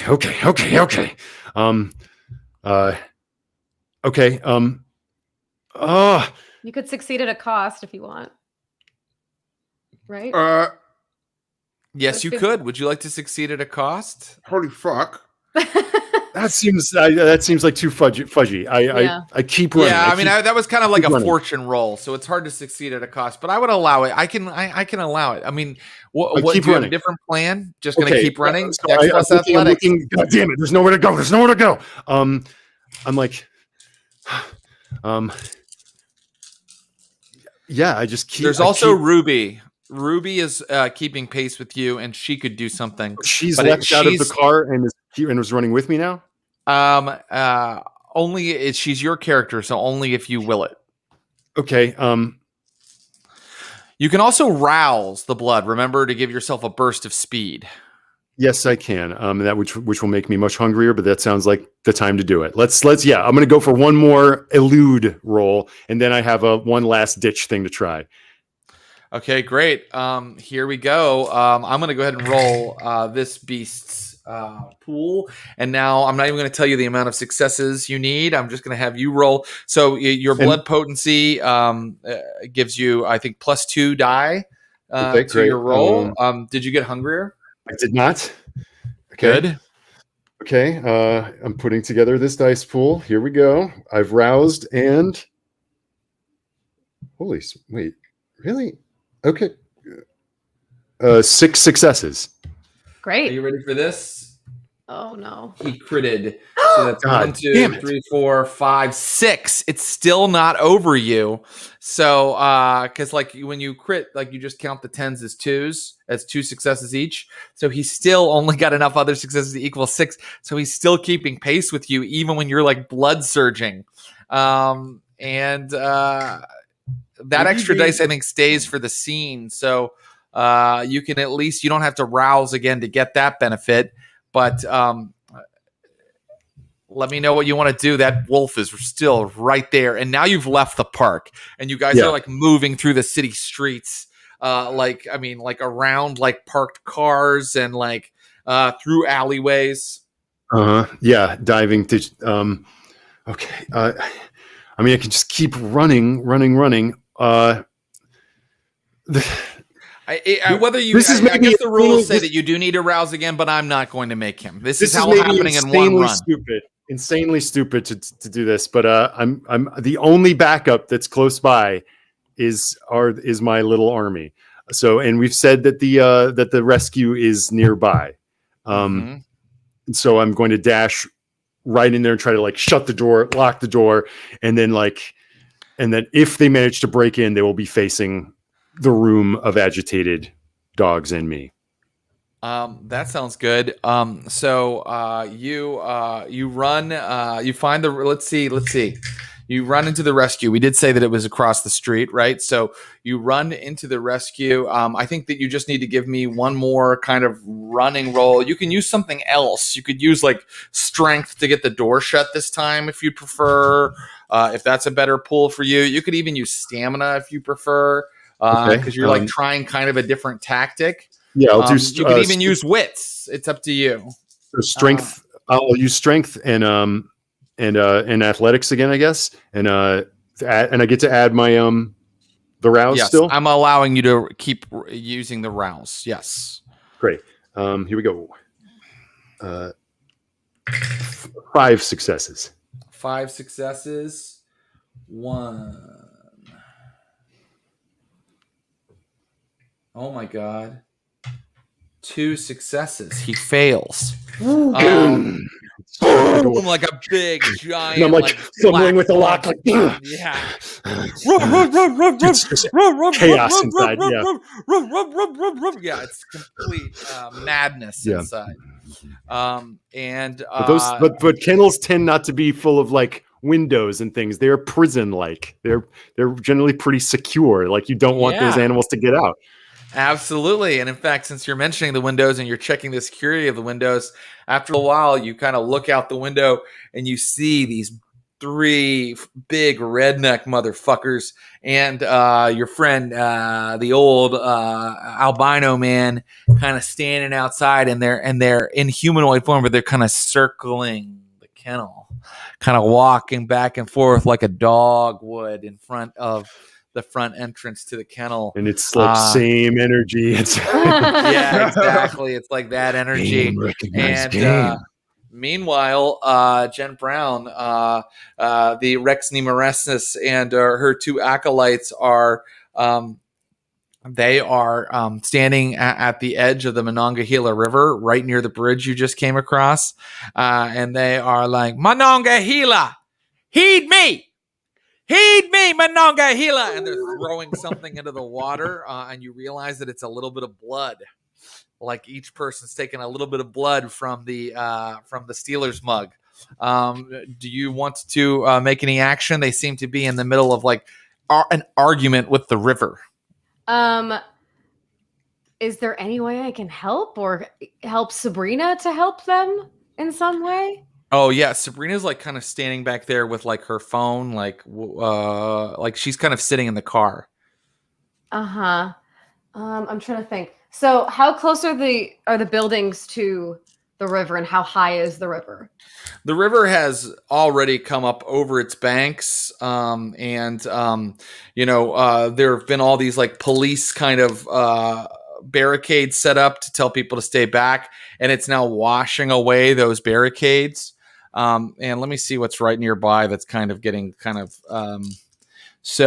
in this particular area, like you see that there are like offices and coffee shops with people that live above them, probably because that are just kind of completely like the water would be up to like their knees inside the coffee shop or inside this like nearby law office. So nobody is kind of drowning yet, but definitely the river is trying to get there. Okay, I think what I want to do is go to Sabrina and have her and help her turn all the lights on in the buildings where people would be sleeping, and like activate any alarm systems and get them up and out, basically. She's like, okay, I'll try. Here and we can go. I help Let's her? Yeah, give me a tech plus intelligence roll. You can help her, sure. And let's see how Sabrina's doing in terms of. Okay, she's doing 5 well. successes. Wow. Okay. So you're kind of showing Sabrina like what the how to hack this grid and like where the different systems run off of.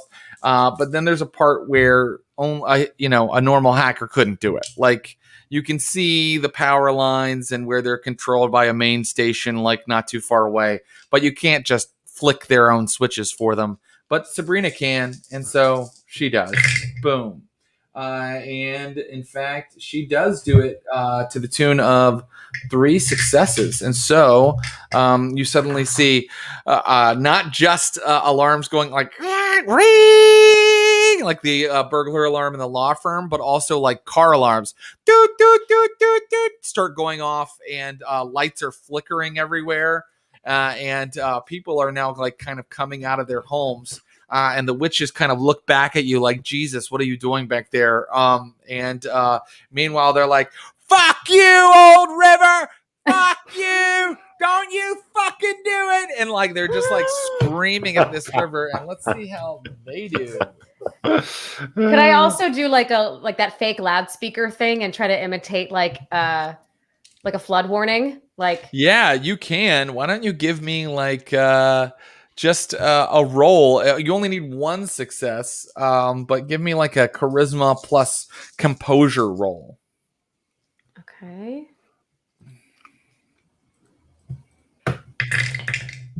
I got one success.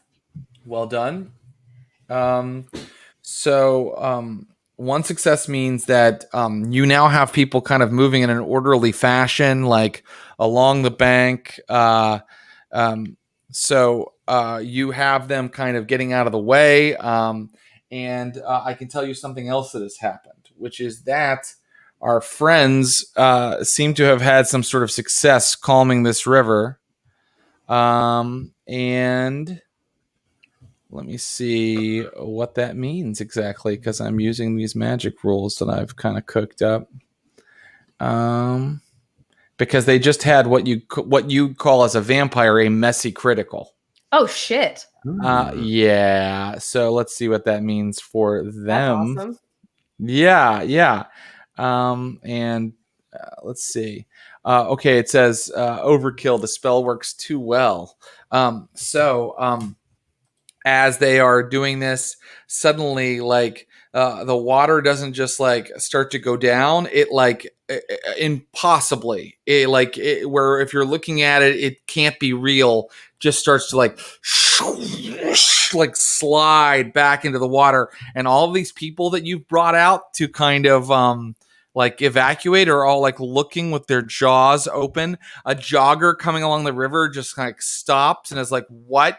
As the waters just recede like Moses in the 10 Commandments, like back down into the Monongahela, and the witches kind of look up and realize that they're surrounded on all sides by normal mortals who have seen this, and you and Sabrina are looking around, and you are now surrounded by a crowd of people. And finally, the jogger comes forward and looks right at you, Jen Brown, and goes, how'd you do this? Oh, my God. Is that where we're stopping? That's where we're stopping for today. Excellent game, everybody. Everybody's in huge trouble, and that's what I like. Thank you guys so much. This was fun again, as it always is. Thank you. Oh, my Lord. Next time we'll start by finding out how Lucius Ali's Silver Bullet wolf hunt goes, and if he's able to save Curtis Krieger. And then we'll learn a little bit about what happens when a bunch of mortals see you do magic. We'll find out all about that next time. Oh boy. Thank you so much. Yeah, man. Thank you. It's Ross Bryant, Abu Salim, Ashley Burch. Find them on their socials. Tell them how much you love them. I'll say bye-bye for now. Thank you. For See now. you later, guys. Thanks, guys. Okay, so that was today's session of Vampires of Pittsburgh, Reign in Blood. And we are bringing all the weird supernaturals into the story now, and it's making me very excited. I hope you guys enjoyed the show. I want to just let you know that we have stuff coming up on the Stream of Blood this Tuesday, 7 p.m. Pacific. Come to watch our Taste of Blood show, where I will be doing a part 2 of a new Neptune Society storyline. The Neptune Society is our Call of Cthulhu 7th edition game. We have Humphrey Carr, we have Roz Hernandez and Mary Lou playing through a King in Yellow scenario called Paris Painted Yellow. I hope you'll tune in for that, 7 p.m. Pacific on Tuesday. And then we will be back on Thursday with a fireside chat. Be sure to tune in to the fireside chat on Thursday night. I think at 8 p.m. Pacific is when we've scheduled it, because I'm going to let you know about a bunch of stuff that's coming up on the Stream of Blood and how some of the shows we already have are changing. Vampire's not changing, but Blades in the Dark is going to be making a couple changes that I think that you'll ultimately really like.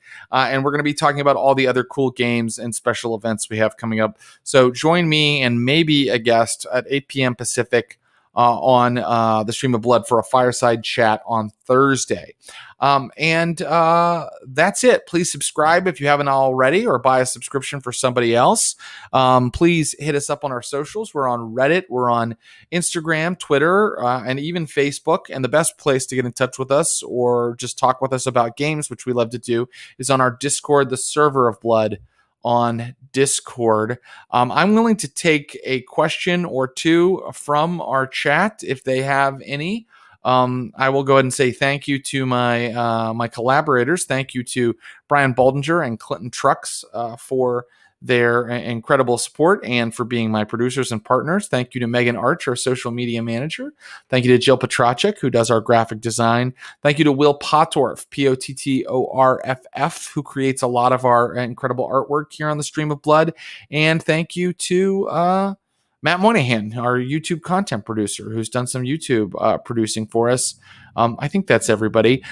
This game is by Jason Carl, Kenneth Height, and a lot of really cool people, including Modiphius and World of Darkness and Paradox Interactive. They put this game out. And there's a lot of new books coming out for it, including a Sobbit book I can't wait to get my hands on. So thank you to them. And then thank you most of all to our viewers for being so cool and for showing up for this every Sunday morning. We love it. Let's see. What is our questions? What do we have here? Okay. So diablerie veins last inside of the soul for 1 year. A year has passed since lockdown. Did I interpret the rules wrong somehow? I think that Mary doesn't know who Lucius is completely, but I reserve the right to change that if I need to make the story make sense. But diablerie veins last inside the Vampire Zora for 1 year, and we are a year out from lockdown. So there you go. Anybody else? Favorite metal bands? I have so many. Oh, I'm sorry, Clinton Trucks, you just threw something up there. Any news on the Gen Con front? That will be part of what we announce at the Fireside Chat on Thursday. But yes, I will be there, and I will be running some events. Some of which are really exciting, and we'll have some friends that we play with will be involved. So yeah, definitely tune into the Fireside Chat to learn about those. But yes, I will be there for Gen Con. I will be running some events, and I can't wait. Favorite metal bands. I'm into, let's see, Stargazer lately. Which I find that I was telling Andrew Orvidal, who's also a metalhead, that I find that if a little bit of music gets into the heavy metal, sometimes I'm kind of like, get rid of that. I just want crazy noise. And Stargazer is like almost not music. It's just like this insane cacophony. So I enjoy that. But also, I got to tell you, lately I've been kind of getting off metal just a little bit and getting into some other genres of music. And I still say that my favorite band of all time is not a metal band. It is Superchunk, the surfer pop band. So there you go. I've been listening to a lot of Superchunk lately. I guess I felt like, you know what, with 2 kids and a lot to do, I felt like I needed something that put me in a little bit of more positive mood. Favorite Lovecraftian villain or entity, I think that you're asking. That's very tough. I mean, as someone who spent a lot of time running Call of Cthulhu and reading all of the stories, I got to say that I find myself, of course, drawn to the more obscure things. And so when we voted, I was like kind of secretly hoping people would just pick Rat Thing, that I could do an entire story just about a rat thing being on the loose. That to me sounds like a really fun story to do. I gotta say, my favorite villain though is from not from Lovecraft, so maybe I'm cheating, but Arthur Machen has a story. I love Arthur Machen. I've read almost everything by Arthur Machen, and he has a story called The Great God Pan that I find highly disturbing, especially for something written about 1890 or so. So I recommend The Great God Pan, and that is my favorite evil entity in the mythos, is the Great God Pan. I even think the name is kind of creepy. So there is that. What's the coolest movie monster that no one's making movies about anymore? It's Creature from the Black Lagoon. They should make a new Creature from the Black Lagoon movie. Oh, I guess they did with The Shape of Water. You know, but I mean, like where it's like a monster and maybe not like a loved one. I guess they did though, didn't they? They made a Creature from Black Lagoon movie. I really love The Blob. I would just like to see more monster movies in general, using classic movie monsters. And I was so sad that Universal's Dark Universe didn't take off, that it didn't happen. But I think we're getting yet another version of The Mummy, and The Invisible Man recently was really good. That came out right before the pandemic in early 2020. That was an excellent film, actually. So maybe we will get more monster films coming up. What's a rat thing? Is it like a Warhammer Skaven? No, it's much, much worse. It's a tiny rat with the face of a human that is a witch's familiar and can sometimes move through the interstices of dimensional space. Look it up. There's a Lovecraft wiki. With a simplified version of Exalted 3rd edition coming out, any chance of luring you into the Age of Sorrows on Taste of Blood? You know, I am not a giant Exalted head. And there's a kind of a pile of other games that I'm kind of into playing before Exalted, but maybe we can find someone else who's like really, really hot on it for some Taste of Blood episodes. Also, maybe I'd read it and I'd be into it. But Exalted is just, it's almost like a little different from some of the stuff we do here, because it's so about like glory and the sun. Aren't the Exalted symbols of the sun? At least the solar Exalted are. Yeah, I mean, I'll take a look at the book for sure. What do you mean form of magic? What does that mean? I don't exactly know what that means. Does that mean from all of fiction or from Mage the Ascension? Magic that I like, I will say I kind of like magic that's a little bit low level. So in fantasy stories, I don't really like, a little issue I have with Dungeons and Dragons is that it's just everything is possible and constantly happening, and fortresses come out of people's pockets. And you'll notice that I kind of like games like Cthulhu and Vampire that are a little more horror, where the magic is a little bit low key. And here in Rain and Blood, we're kind of bringing out more magical stuff and more supernaturals and more craziness. But I feel like we've earned it from 60 episodes of kind of a more realistic vampire show. Is that even a term? Realistic vampire show. So I don't really love high magic. I love low magic, and I love horror magic where there's always a really nasty price. Okay. Hey, save those questions. Come to the fireside chat on Thursday. I'll see you Tuesday for Call of Cthulhu. And guys, until next time, #Blush of Life. See you later. Bye-bye.